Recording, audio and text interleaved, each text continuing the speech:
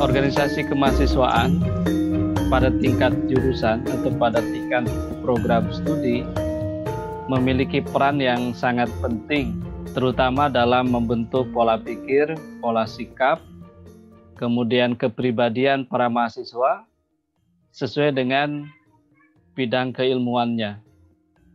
Karena itu, HMPS PPKN UAD ini memiliki peran yang tidak sedikit, terutama berkaitan dengan keilmuan kita, bidang kajian pendidikan Pancasila dan kewarganegaraan.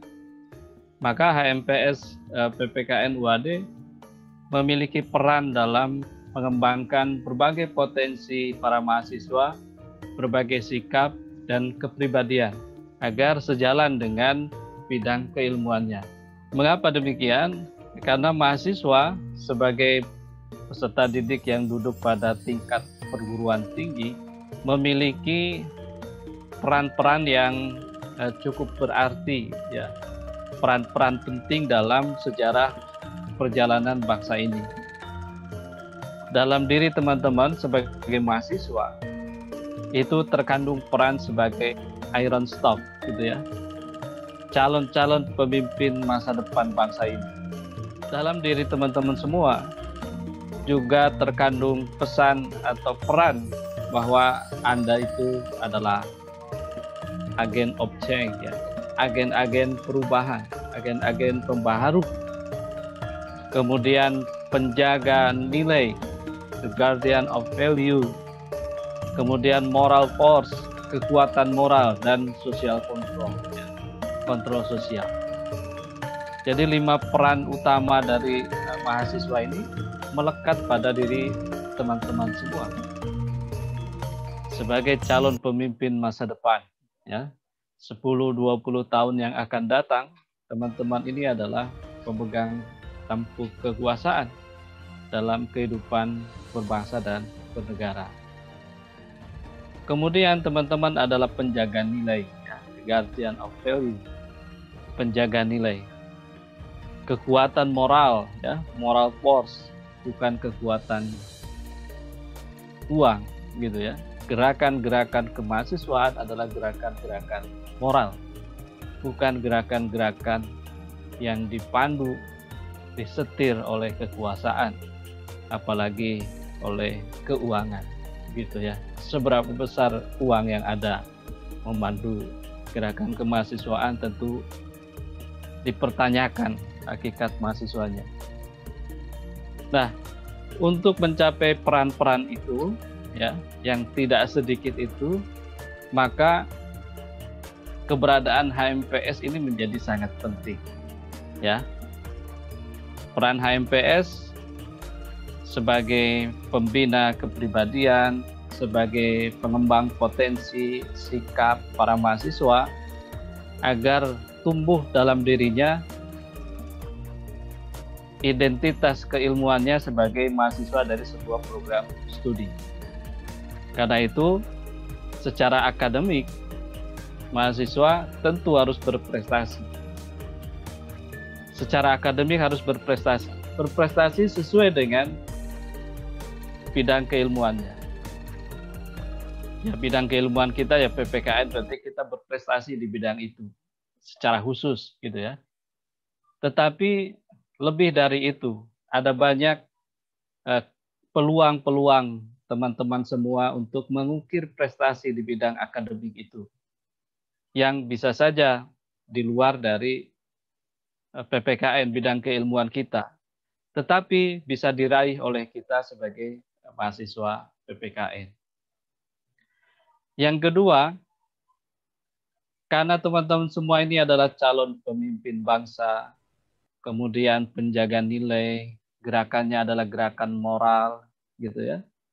Kemudian agen-agen pembaharu, maka kita tidak boleh gagap dengan bagaimana mengelola sebuah organisasi, mengorganisir bukan hanya dirinya sendiri, tetapi lingkungan sekitar termasuk teman-teman semua.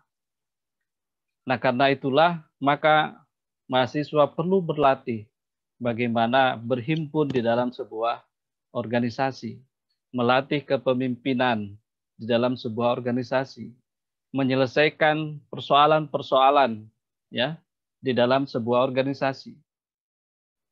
Di satu sisi kita dihadapkan pada tuntutan untuk berprestasi secara akademik. Di sisi lain juga kita perlu menimba ilmu, mencari pengalaman dalam urusan-urusan non-akademik, seperti berhimpun di dalam organisasi kemahasiswaan. Baik organisasi kemahasiswaan intra-universiter atau ekstra-universiter, atau organisasi-organisasi otonom di bawah Persyarikatan Muhammadiyah misalnya. Nah, bagaimana agar kita bisa menyeimbangkan di satu sisi kita berprestasi secara akademik, di sisi lain juga kita mampu menimba berbagai pengalaman dari kehidupan di organisasi kemahasiswaan, agar jangan sampai keterlibatan kita dalam organisasi kemahasiswaan misalnya tidak menyurutkan prestasi kita di bidang akademik. Atau sebaliknya, prestasi akademik kita tidak kemudian menghilangkan pengalaman-pengalaman dalam bidang organisasi.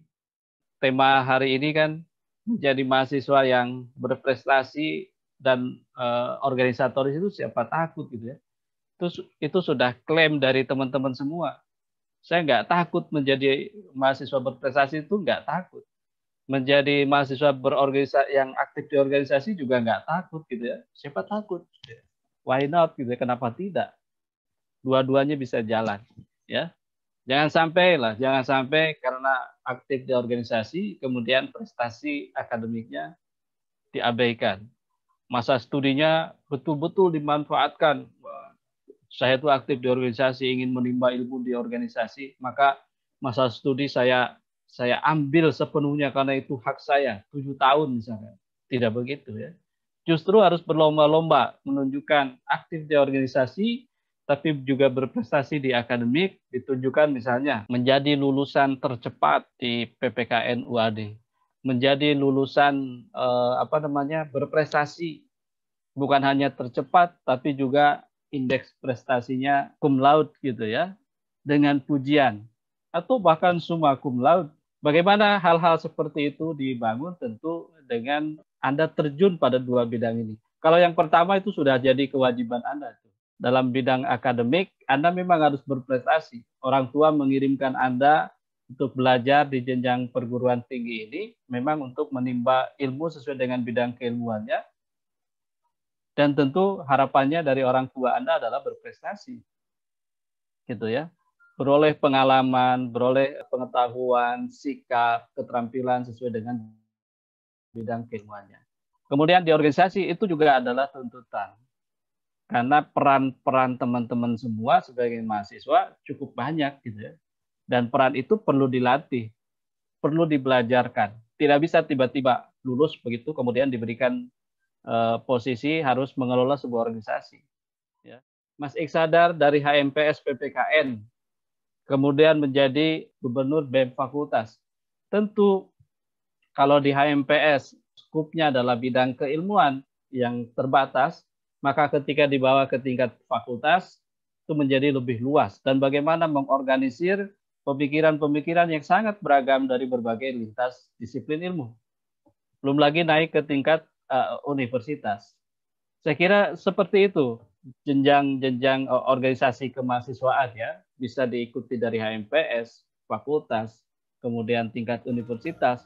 Bahkan kami terus mendorong teman-teman semua bisa aktif di organisasi-organisasi ekstra, terutama organisasi-organisasi otonom di Muhammadiyah. Teman-teman boleh ikut di IMM, boleh ikut di Tapak Suci, boleh ikut di Gerakan Kepanduan Hizbul Waton. Harapan dari program studi agar bidang akademik dan bidang kemahasiswaan itu bisa berjalan dengan seimbang, maka program studi juga berupaya sedemikian rupa menyelenggarakan kegiatan-kegiatan yang berorientasi pada dua hal tadi. ya, pengembangan keilmuan dengan berbagai kegiatan-kegiatan, diskusi, kuliah umum gitu ya, seminar, termasuk kuliah gitu ya. Kuliah itu sudah menjadi kewajiban. Kemudian juga kegiatan-kegiatan kemahasiswaan, program studi mengelola ya HMPS, karena HMPS bagaimanapun tidak bisa lepas dari keberadaan program studi.